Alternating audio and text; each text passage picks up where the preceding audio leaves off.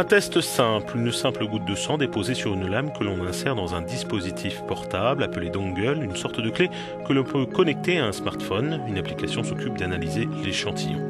Une équipe de recherche de l'Université de Columbia a développé un accessoire à bas coût qui peut tester le sang et détecter les marqueurs concernant le VIH et la syphilis en seulement 15 minutes.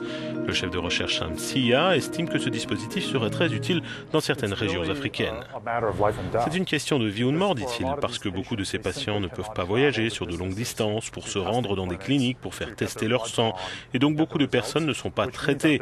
Et dans ce cas spécifique, les femmes enceintes, si elles ne sont pas traitées pour le VIH ou la syphilis, vont alors transmettre ces maladies à leurs enfants. Et beaucoup de bébés meurent nés.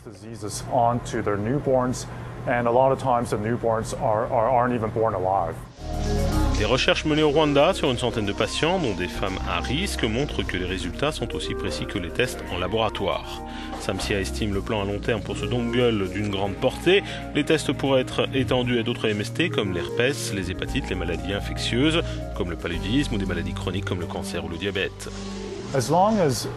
Aussi longtemps que ces maladies pourront être diagnostiquées en utilisant les tests dits ELISA, alors on pourra répliquer ces classes de tests sanguins, mais cela ne couvre pas toutes les conditions. Je pense qu'une telle technologie a le potentiel de révolutionner le système de santé.